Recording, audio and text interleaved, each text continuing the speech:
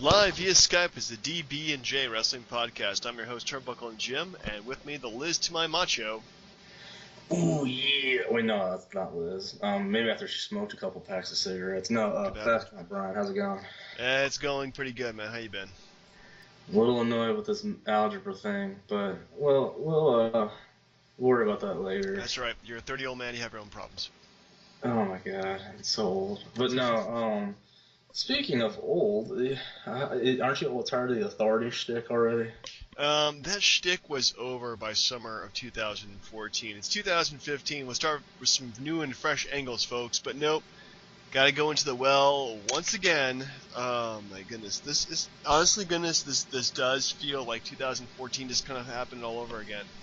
Like we're in freaking Groundhog Day. Yeah, I mean, especially the Daniel Bryan stuff with Stephanie McMahon. That felt just like yeah, what happened back in 2014. It's such a repeat, except maybe like Brock Lesnar's not taking on the Undertaker. But other than that, everything feels just like it did last year. How do we know he won't take on the Undertaker again? Rematch of the century, 21-2. Wow. I see. I think if Lesnar's gonna leave, just give Undertaker his return win and just call it a day. Yeah, might as well. I mean, that would be some way of like saying, getting back to him. So, yeah. I don't know. I honestly don't know what the creative's thinking. I'm thinking I'm just gonna wear it out. Hopefully, going towards WrestleMania gets better. Yeah. Okay. So I got a couple questions because Hulu skipped a lot of stuff. Okay. So Luke Harper was part of the Authority for Survivor Series, but he's not now, or is he? Because I don't really see him. Like he's just out there in limbo. Well, the way I see the Authority is that there's a core group right now of Triple H, Stephanie, Seth Rollins, J&J Security, and oh my God, it's corporate Tyler and Kane. What about Big Show? Oh, I guess Big Show. But there's also like the guys like all heels are also kind of friendly to the Authority to some degree, like Bad News Barrett, as you just mentioned, Luke Harper, Rusev. So they're not part of the Authority per se, but they'll hang out with the Authority and occasionally team up with them. So, Like, you know what drives me nuts about this? So Ziggler was the one who saved the Authority. I mean, not saved the Authority, saved Team Cena. right. And yeah, and it makes the Authority look like they're just a bunch of vindictive crybabies, but I don't think they care. But the thing that gets me is like, so Cena was not the one to get the victory; it was Ziggler. So now they're putting the focus on Cena, which means Cena's gonna be the one to save the day and get their jobs back. Yeah, it's all about Cena, folks. Yeah, Stephanie even said it in the promo to Cena, like at the beginning of the show, like it's all about him. Yeah. And there's a lot of truth in that. Yeah, he's really hogged the limelight for quite a while, and that has helped and hurt the company. Yeah, folks, at this point, if you haven't made your mind up about John Cena, whether you love him or hate him, then really, you aren't watching wrestling. I'm sick of him versus the Authority. Last year we didn't have it so much towards the beginning, but towards the end, yeah, that's pretty much dominated the storylines. I do like the inclusion of Brock Lesnar into all of it, though. I think that's kind of neat. Well, I agree, but the thing that I really enjoyed was Seth Rollins. Like, that dude is on point, man. Yeah, he is everything you need right now in a main event heel. So if he doesn't win the belt by the end of the year, I'm going to be scratching my head like why they didn't do it. He's leaving the Rumble with it, I think. That would be awesome. Well, 'cause, I mean, even if he doesn't win the initial match, he could just cash in the briefcase on somebody like immediately following the match and just take the belt right then and there anyway. Yeah, that is always an option too. I don't know. We'll have to see. Maybe something will happen when he gets knocked out so badly that he just can't compete afterwards. I don't know. We'll have to watch. Nah, so what's the deal?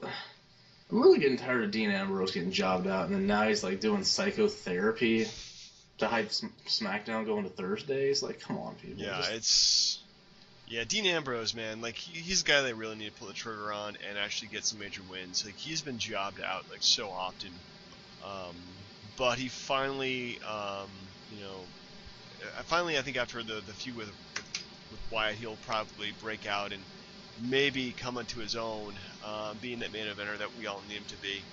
Um, I don't know. I think right now they really need to develop, the main event scene, and then start working on the mid card because the development for the mid card right now has been so poor over the past year, and it's just almost kind of painful. Like they, you don't have to be PG, but you have to at least make it compelling. You know what I mean?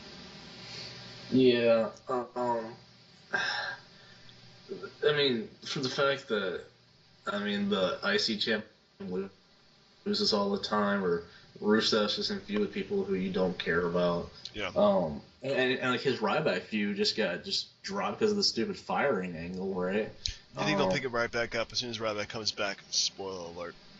Yeah, woo, can't wait. No, but so let me get this straight. So Cena comes out and rants and bitches and talks about, well, you know what I'm gonna do to get their jobs back? I'm gonna take the title and go home. Because that would be devastating for Raw and SmackDown. Wait, we haven't had the champ on there for like 5 months. Yeah, like, the exact same thing just happened, yeah. So, and then Stephanie said the same thing. Like, well, think about the fans. Like, if you thought about the fans, Lesnar would have never had the title. Like, it's all hypocrisy. Oh my god, I hate it. Yeah, it's pretty horrible stuff. I think really the writing has really been lame, especially with the promos. Like, Cena's promos, horrendous. Even worse has been Roman Reigns' promos. They've just been goofy, you know? Like, apparently what I heard is that they're being written by Vince McMahon, possibly on the crapper.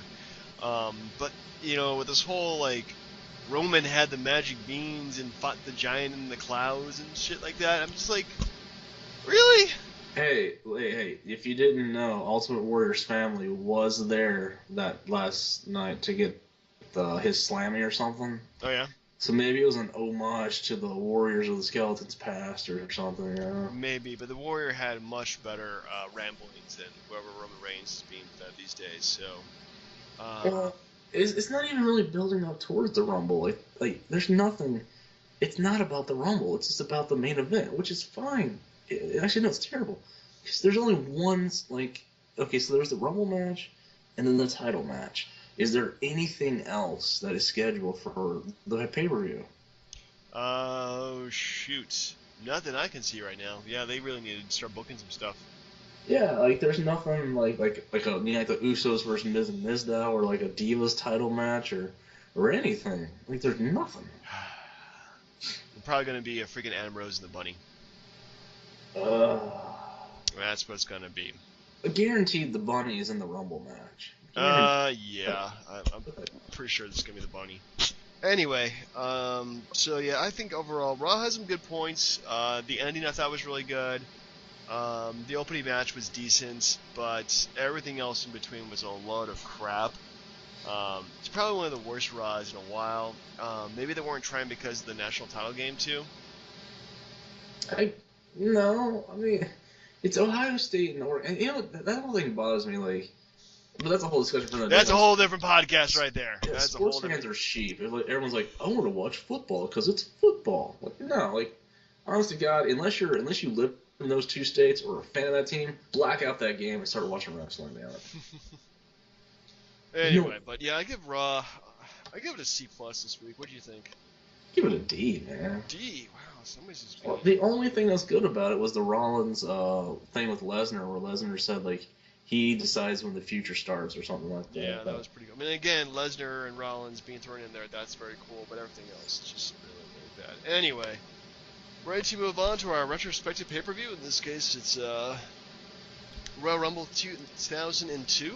Yeah, I'm telling you, the Rumble match itself is like 1A with the 92 one, I think. We always hold 92 in such high regard. You know, I thought it was okay. I thought it was probably one of the better Rumbles. My biggest problem with it is it didn't really have a cohesive story to it. Like, I know that Triple H is returning, and that's the big deal, but was he, like, when was the last time he was a face? That was, like, 1998. That was, like, 4 years ago.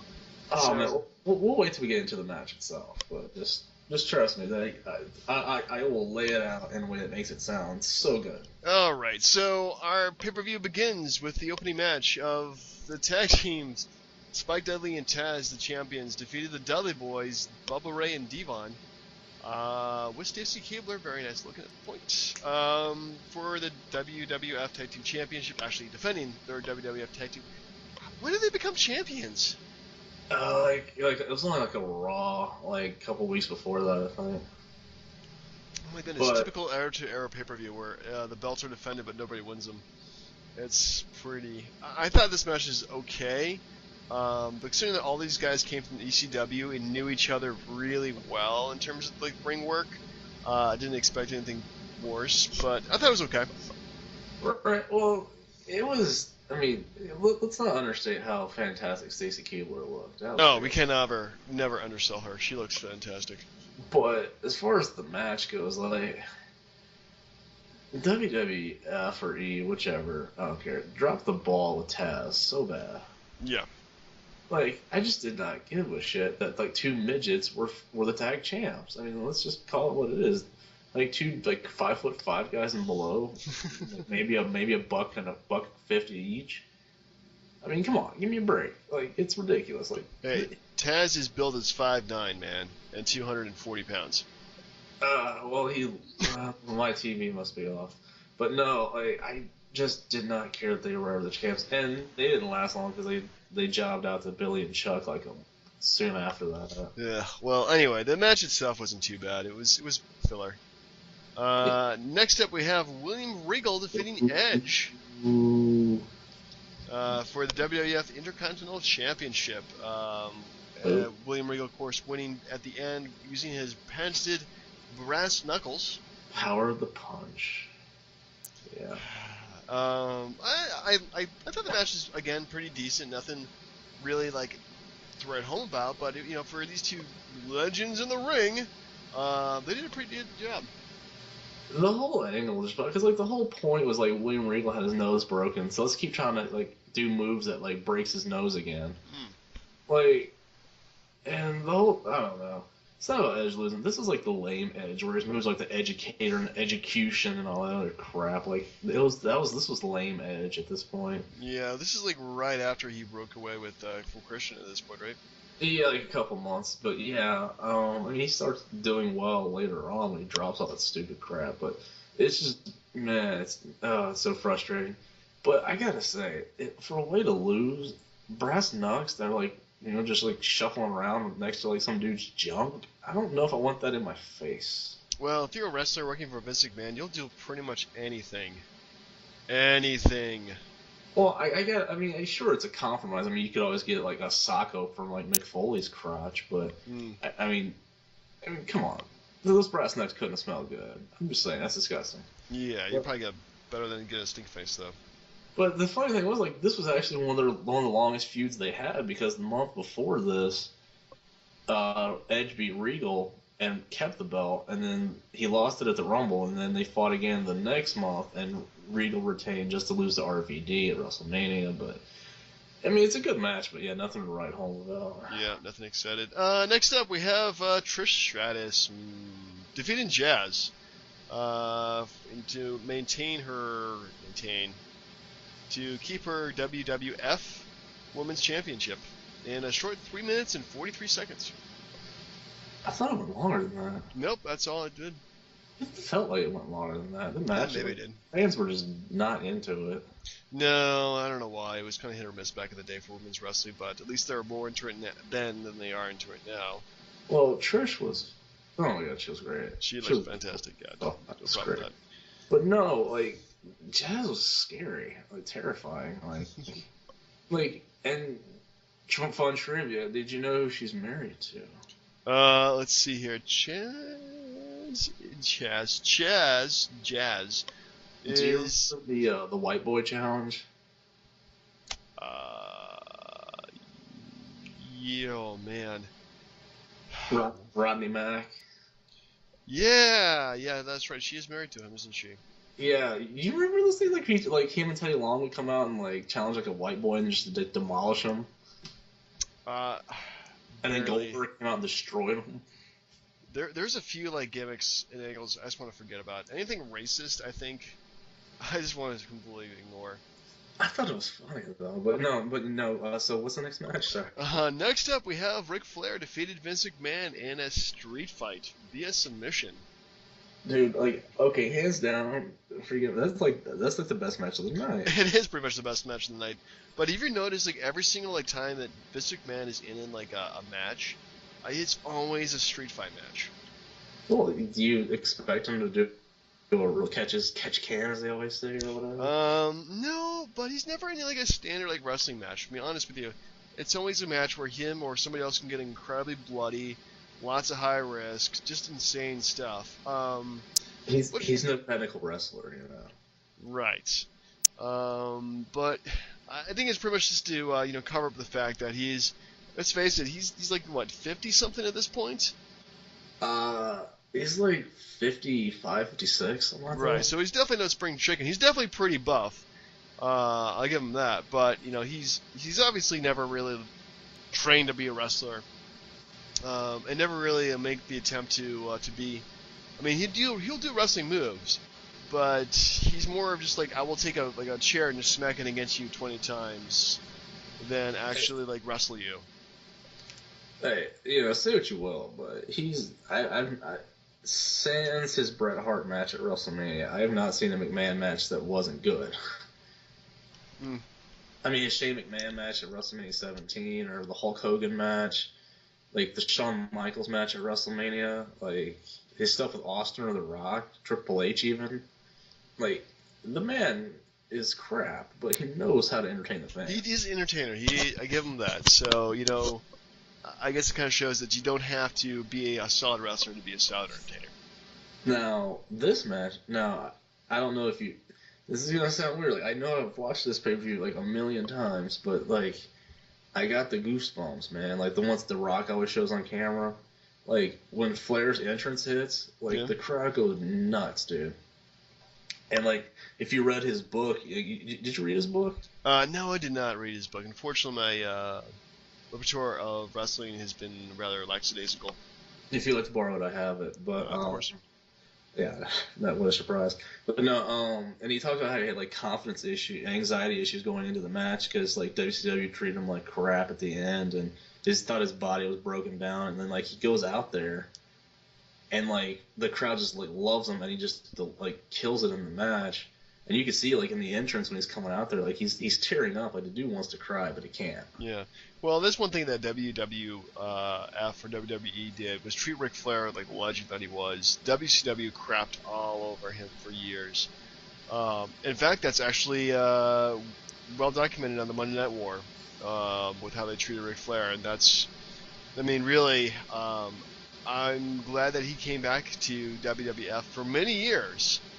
Afterwards, just to he wasn't like the main eventer that he was before, but he was always treated with respect like the legend he always was, Yeah, I mean, 50-year-old guys in the ring, it's not going to be anything that's like, again, a technical masterpiece. But I thought they did pretty well, and the crowd was eating it up because they were a pro WCW crowd anyway. Oh yeah, they were. I mean, Atlanta, Georgia. What do you expect? So definitely well done. Not the best match I've probably ever seen, but still pretty solid. Yes, yes, yes. Next up, we have Chris Jericho, the undisputed WWF champion at the time, defeated The Rock to retain his belt.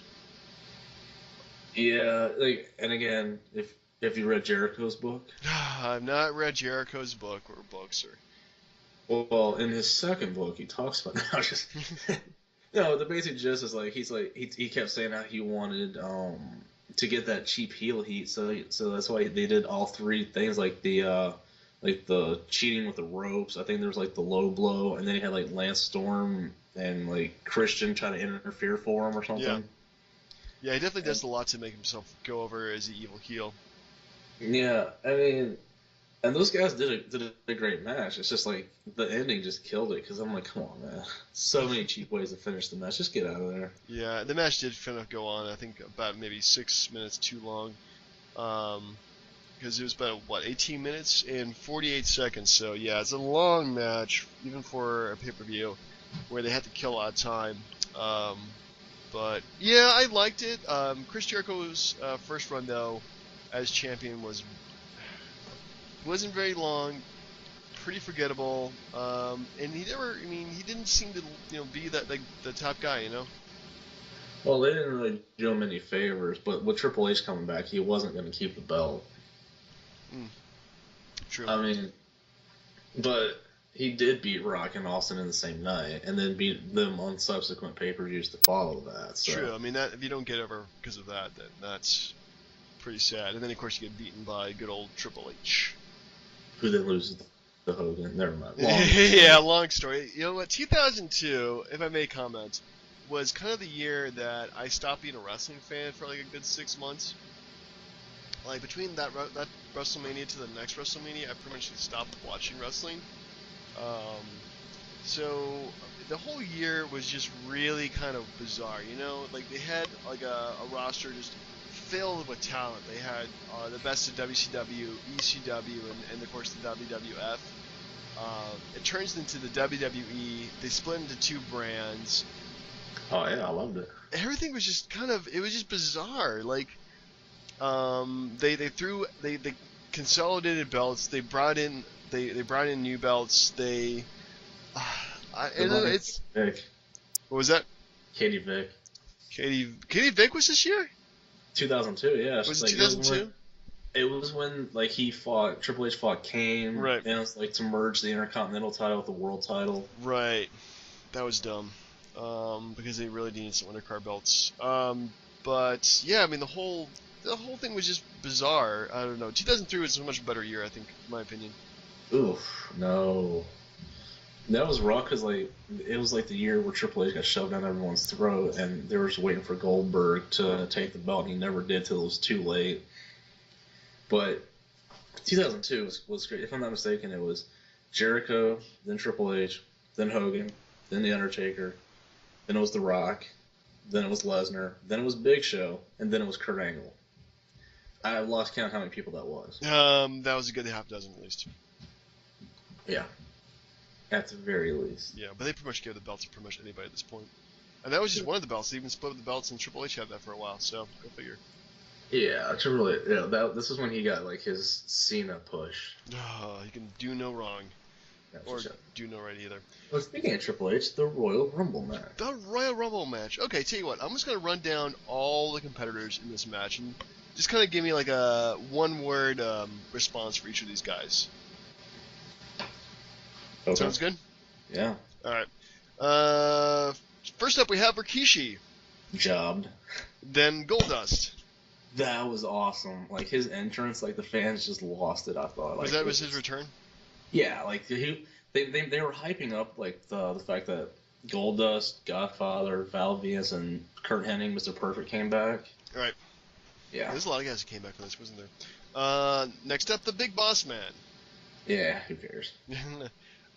Bradshaw. You know what's like, if you ever just want to have fun, like watch his Rumble entrance, like his thing, because he just comes in, does a couple clotheslines, and he's like quickly out. He doesn't really like stay for run a cup of coffee. I don't know. He looks like he stayed for about 7 minutes and 17. Oh no, he was eliminated at 7 minutes and 17 seconds. So yeah, good point. Yeah. Next up, Lance Storm. If I can be serious for a minute. Al Snow. His best Rumble was the year before, where he took the bowling ball and like did a strike in the Ravens' nuts when he was in the corner. You can't beat that. You cannot beat that at all. Billy. Meh. The Undertaker. That was awesome. Like, okay, now this is the first part that was really good about it. Like, and I know it's hard to explain. Like, so you got all these mid-card guys that are in there wrestling. You know, fans are getting interested, but you just wait for that shoe to drop and the first like main event guy to come out. Like when he came out, like everyone lost their shit, and you saw how everyone in the ring like focused on him, and he just goes in there and just cleans everyone's clock. just demolishes everyone. And what was the JR line? Like, you don't need Century 21 or Remax to know whose yard it is. I can't remember the exact words, but yeah, it was something to that effect, where like those boys are in his yard, or this is his backyard. So, Yeah. It was so good, like, because he came out there, cleaned it up. And then what was next? Matt and Jeff Hardy? next up we have Matt Hardy, then Jeff Hardy. Yeah, I thought that was cheesy because if you listen when Matt came out, and then Undertaker was about to eliminate him, you could hear Lawler saying like, I wonder if somebody will come out and help him, and then it's Jeff. And then if you remember, they had a feud at this time too. Like they had feuded the month before that. Where Lita was the referee and she was supposed to choose between them. That's why they had that awkward hug in the ring where they wink made up. Yeah. I know. I'm sorry. This was like so good, but like the stuff like, and I thought that part was amazing too because you had like people who were clearly undersized that people I didn't think were taking seriously fighting Undertaker, and you just had them like going like doing their best moves, doing the best they could, and Undertaker withstood all of it and eliminated both of them for like literally I think like the stupidest, craziest moment in Rumble history is following this. Yeah. So next up we have Maven. Yeah. A rookie from Tough Enough comes out and eliminates. Yeah. Who does he eliminate? The Undertaker, but this was because the Hardy Boys helped him. Oh yeah, it was because the Hardy Boys helped, but still. But like the stuff after that was like fantastic. Where I think isn't Scotty Too Hotty the next one that comes out? It is Scotty Too Hotty. Next one it shows up. You can't be like where he does his little dance and Undertaker just like knocks him out. That was funny. Yeah. Next up we have Christian. Oh well, right at this time, if I may, they took Undertaker got pissed off, eliminated Maven, which yeah, technically I guess you're not supposed. You're not supposed to, no. And then he just drags him up through the crowd and like just like throws his head through a popcorn machine and then starts eating the popcorn. Yeah. I thought this one told such a good story because it was like, yeah, this rookie upstart beat me, but I got what I wanted out of that too. And then what you had like, and there was like Christian, and then Sky Too Hotty came in. And then what was the next one? Like Chuck Palumbo. Well, then we have DDP, Diamond Dallas Page, and I think his only Rumble event, if you ask me. Yeah. Then Chuck. Yeah. Then Austin. Sorry, not Austin. But then the Godfather. Godfather. Dude, his entrance was great too. Like he spent like a minute and a half just bringing girls just out. Bringing chicks out there. Followed by Albert. Yeah. And then blinking you missed him, Perry Saturn. Yeah, I think they made fun of him because he had like cow prints on his like tights or something. Who, Albert or Perry Saturn? Saturn. Saturn was just bizarre. Followed by Steve Austin. Again, this is like Undertaker Part 2 because like the main event guy comes in, everyone goes nuts, and he just comes in, cleans the house, then cleans house a second time because he was bored and he had a lot of time left. I mean, didn't he give like Christian like a couple stunners and then threw him out like a second or third time? Yeah, he then threw him back in the ring and they gave him more stunners. It was pretty funny, actually. He just beats the crap out of him. Anyway, so after that we have Val Venus. I didn't like how he came back with the short hair. Like I thought it was just weird. I thought it was pretty good. I mean, definitely let him look less creepy than the long stringy hair. Anyway, Test. Yeah, I know. Everybody thinks the same way. Well, the thing was, like, they had to clear out the ring because the next guy's Triple H, right? The next is the game. And then that's where, like, the fans look, and then, like, Triple H has, like, it seemed like an hour and a half entrance to the ring where he just took his sweet-ass time getting in there. Yeah, didn't want to snap another muscle. Next up we have the Hurricane. Tell me that's not funny. Oh, I love the Hurricane, man. The Hurricane was freaking awesome. Like, he comes in and he tries to do, like, the double choke slam to Triple H and Austin, and they just pick him up and throw him out. That was hilarious. That was probably, like, the best moment, I think, at the Rumble. And this part right here, the rest of the way on, is why, minus Farouk, is why I think it's so good, because of all the main event talent that's just stacked up at the back end of the Rumble. Well, we have, after the Hurricane, Farouk. Then Mr. Perfect returning for his final Rumble. The fans, I think, were excited for that too. Actually, The ones that, but the thing was, like, he hadn't been Mr. Perfect for like 5 or 6 years at God, that point. he moved to WCW in '97 as Kurt Hennig. So yeah, this is like a good 5 years since he was in the. I mean, even in the Rumble himself, I don't think he actually competed actively till like since '93. 93. His last Rumble was 93. Yeah, '93, and he finally comes back as Mr. Perfect. And people are like, "Holy crap!" And I'm actually kind of surprised too. He was the one in the Final Four in this too.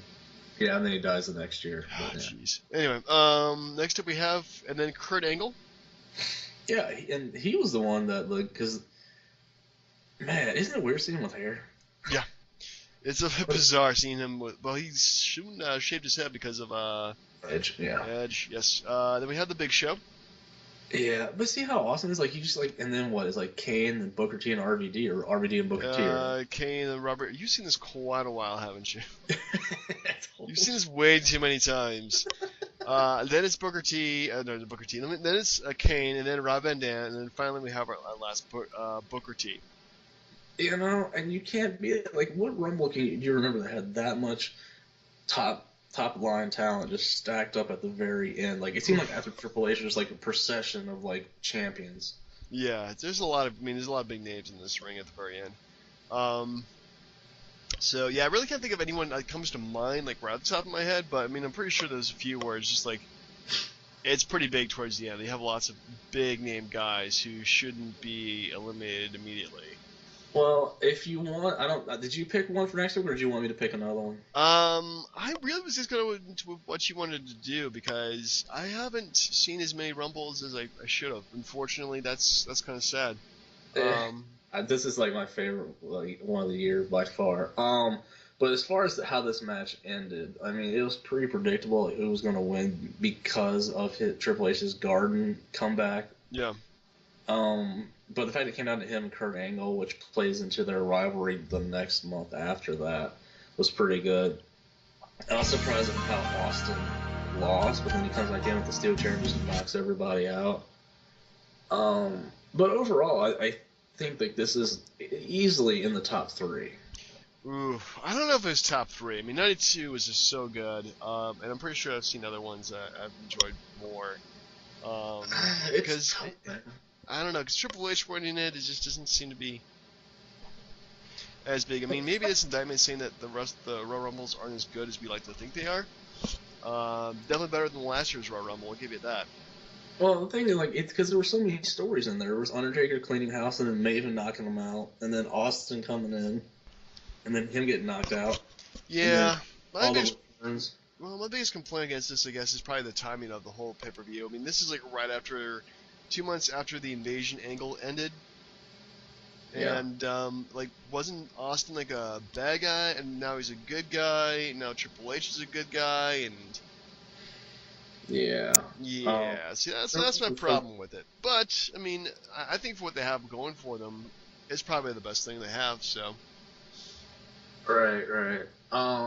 Okay, so if you want another one that's pretty good, I gave you two choices, and I kind of think I know which way you'd go with it. But there's 2004 where Benoit goes from 1 all the way to 31. I can't watch that, man. It's just too hard. Because of Benoit? Yeah, man.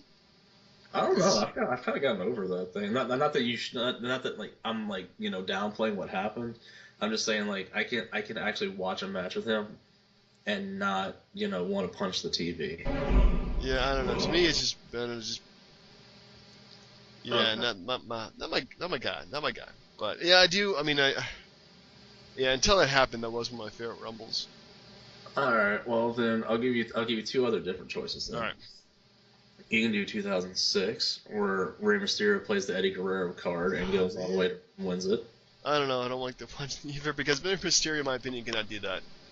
But okay, fine. Okay, I got you. There's 2008, where John Cena comes back after like 2 months from an injury and knocks Triple H out the win. Where he comes back to the Garden and everyone loses their shit for like the only time I can remember people cheering for Cena. Wow. Or this is the big one. You go 2005, where it's Batista and Cena at the end. Man, all of them just seem like choices that I just don't like. I Okay, don't well know then why.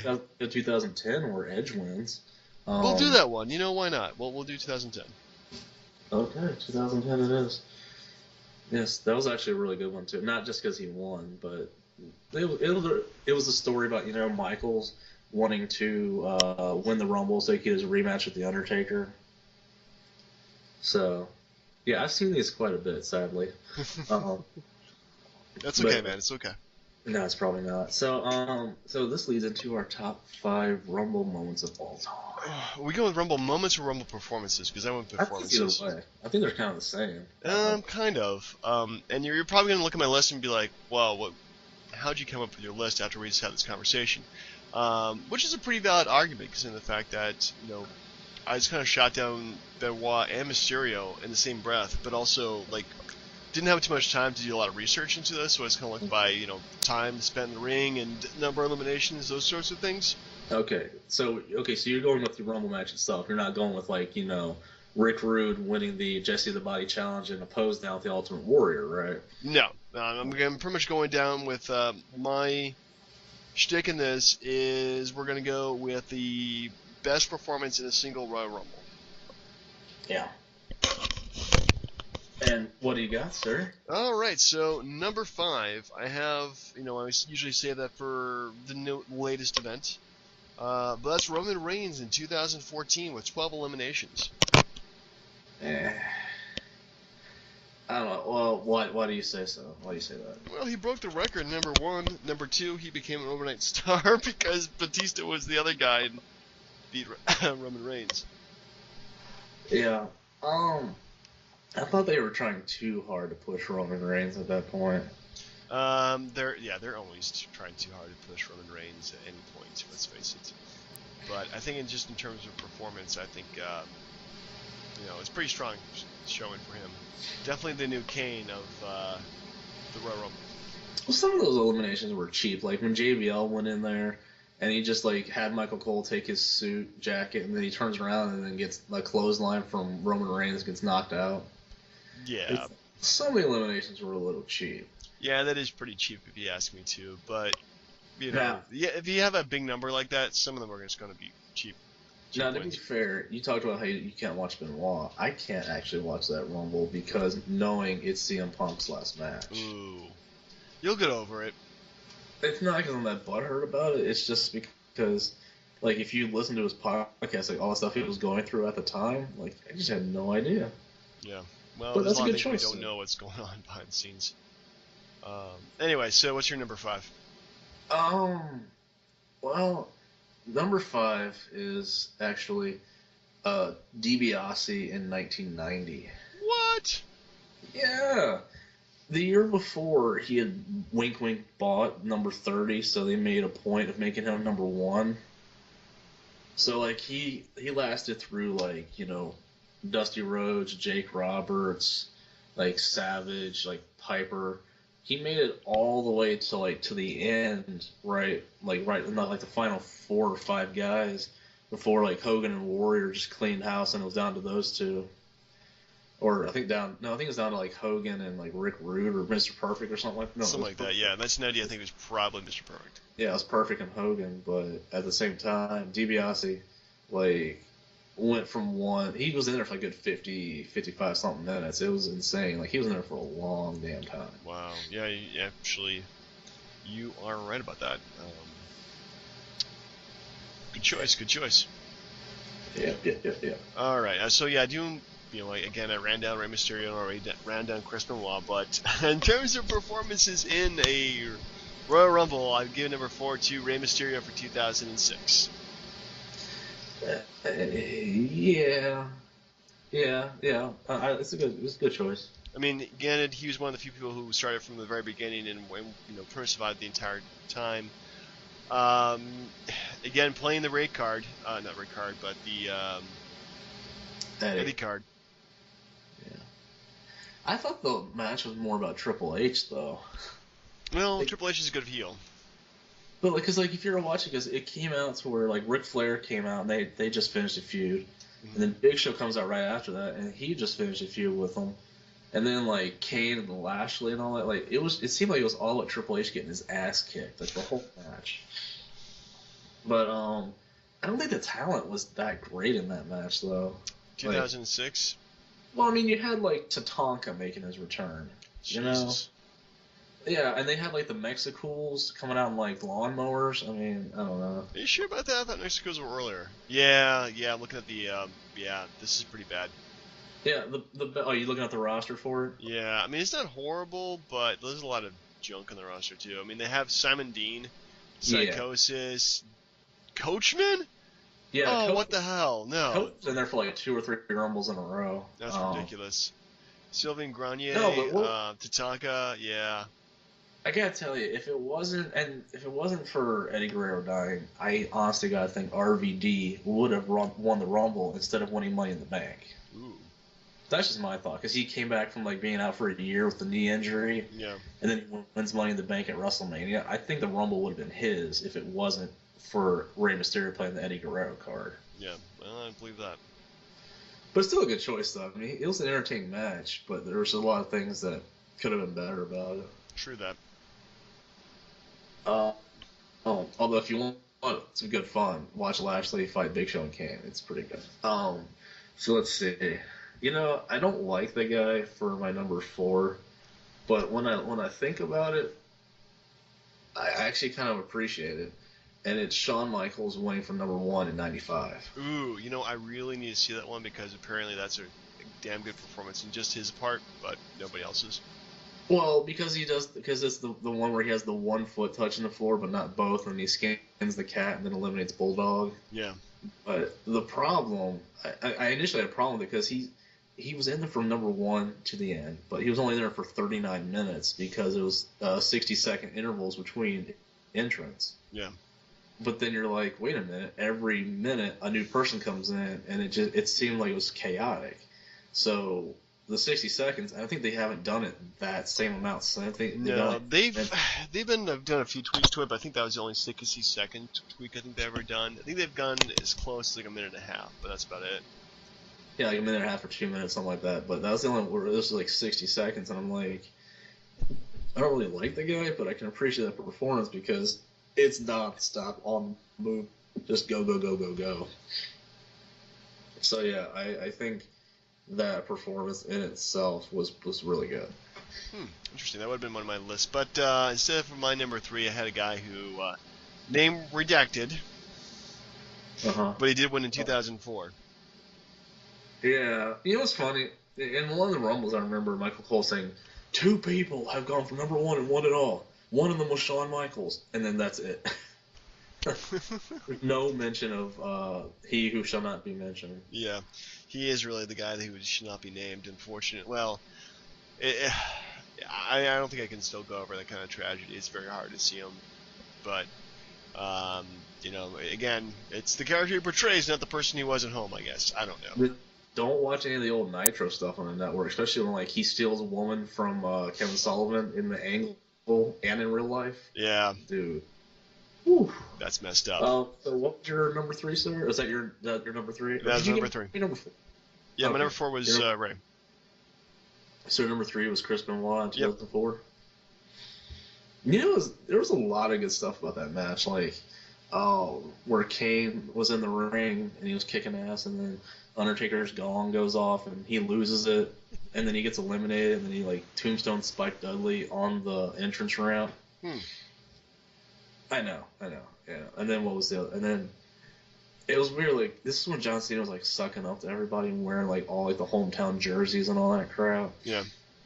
But there really wasn't a whole lot of drama to that Rumble because like, I mean, Kurt Angle was in it, but there wasn't. I mean, when it came down to Benoit and Big Show, you kind of knew it was going to be Benoit. No, Big Show was never going to win anything important. No, he's always threatened, but he's never won. Yeah, no, that is it does not work for me. But still, that's a very good Rumble. That's in my top 5 for sure. So let's see. Overall, for best performances, I have to give number 3. This one's gonna be to Ric Flair. Ooh. Obviously. Dude, Flair, that match, And by the way, like they keep like changing their minds about how long he was actually in the ring like each year. It seems like every year that goes by, like the time changes for Flair. I don't get it. But that match was hands down, like, I think, the best Rumble of all time. And you can't talk about how good that story was. Maybe he should have been number one, but my goodness. Yeah, he's what, number 3? Yeah, like the story where like he came in at number 3, and then like he had to deal with Piper, and everyone was trying to get him, and then like he had to deal with Hogan, Savage, Undertaker. Like everyone kept trying to knock him out, and it didn't happen. Yeah, he was there for like what, 2 months, and everybody hated him. Oh my god, it was so good. Because that was like seriously like hands down the best Rumble I think of all time. Right? Yeah, that's definitely within my top list. Anyway, so my number 2.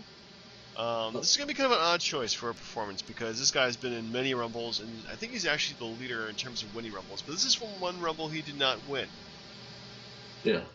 Stone Cold Steve Austin in 1999. He wasn't even in there that much because they did the whole hospital, like where he like stole the ambulance and drove back to the arena. Still, screw it, man. He still eliminated a ton of people and started from number 1, and then at least it was very entertaining the whole time. Oh no, it was damn good. The fact that like he they wink kicked his ass in the women's bathroom. I mean that was the Rumble where Undertaker comes out and turns Mabel into Viscera, so you can't beat that. Nope. No, but yeah, no, that was really good. I didn't even really think about that one, honestly. That's damn, that's actually a really good choice, sir. That's not. Yeah. All right. Well, I'm gonna go with my for number 2 for the original record setter, Kane, in 2001. Ooh. Just for the simple fact that I think that at the time, because he eliminated a lot of like heavyweight dudes in that thing, except for Drew Carey. I know Drew Carey eliminated himself and Kane got credit for it, but man, like, because he was in there with like Austin, I know Austin won the thing, but he was in there with like The Rock, Undertaker was in there, and like he eliminated a lot of heavyweights to get to that 11. It wasn't just like Drew Carey and the Hardy Boys, No, definitely not. No, so I thought like the fact that they gave him that and he didn't get a push after that, a little disappointing, but I was damned impressed in that Rumble match itself. Now, if you ever want to watch that one, that's a good choice because like he's in the ring with like Honky Tonk Man, and Honky Tonk Man tries to like sing him a song. He like takes the guitar and like hits Honky Tonk with it and throws him out. Can't beat it. I think I missed that. Which one was that? 2001. 2001. I think I might have seen that one. I can't be sure. That might be one. You know what? Let's watch that one next week. It was the one where Triple H fought Kurt Angle for the title, and they had like Trish and Stephanie in each other's corners. But... Yeah, let's go watch that one next week. All right. Skip it. All right. Number 1. Number 1. I think you've actually already covered number 1. That was your number 3. Mine is Ric Flair from 1992. Woo! Woo! Because he outlasted, not only 29 other superstars, he won the damn belts winning that thing, which is the only time I think anybody's ever won the belt. They should do that again. They really should. I don't see why not. You could do a number 1 contender at the next pay-per-view. You could, and that would be a totally different formula for WrestleMania. But anyway, that's food for thought right there. But yeah, I think he was new to the company at the time. A lot of people did watch him in WCW, watched him in WWF, came in and he got his butt whooped, but he got it whooped in such a nice way. And you kind of at times forget he was there, but when he showed up hard and ended up just surviving long enough to win the damn belt. Agreed. And that's why like on like every Flair DVD they ever made, it's on there. Like the entire match is on there.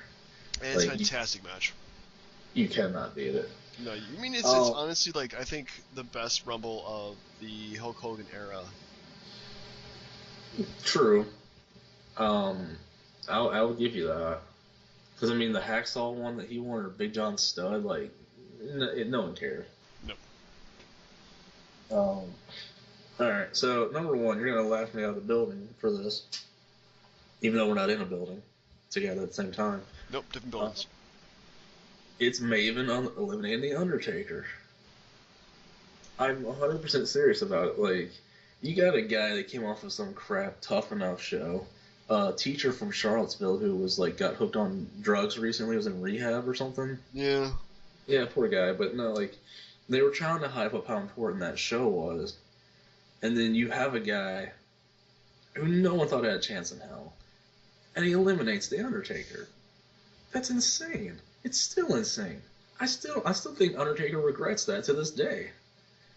Like, if I saw Undertaker, the first thing I'd say is, how could you lose to Maven? And then I'd say, I respect what you've done in the ring. Like, dude, like, I that was like the most shocking moment I think of any Rumble, like, sans anybody's comeback or some stupid crazy appearance by like a Drew Carey or whatever. But Maven eliminating Undertaker is like the biggest shock I've ever seen in any pay per view. It's definitely a very memorable moment. Yeah, I don't see. Well, I mean, it is kind of showing what the Royal Rumble can do in terms of being spontaneous and exciting. I wouldn't say it would be number one, but then again, if I was Maven, like I would probably go to bed every night thinking, you know what, I eliminated the Undertaker from the Royal Rumble one year. And there's a lot of other good options. There's like, I mean, like again, real quickly, 2004. I don't know if you remember the build-up for that one where Randy Orton was feuding with Mick Foley, and he was like accused of being a coward, and like he beats up Test, takes Test's spot in the Rumble, and the crowd loses it when he comes out and starts like not beating around Randy Orton like around the room. That was fantastic. And of course 2010 where Edge won. I think I'm kidding, but if in the final four you have Edge, like Batista, Shawn Michaels, and John Cena, who's gonna win? John Cena? I mean, Edge won, of course, but I mean, 9 times out of 10, Edge is not the answer you're gonna get. Oh heck no. So that final four was fantastic. But yes, so you want to do 2001? Well, let's do 2001. I don't think I've seen that. If I haven't seen it, it's been a while. Let's go ahead and watch that one, and then we'll have one more week of Royal Rumbles to cover after the Royal Rumble itself. So we'll do 2008 after that. You still don't want to stomach down the Benoit one. I understand. But Still no, it's too fun. soon in my heart, man.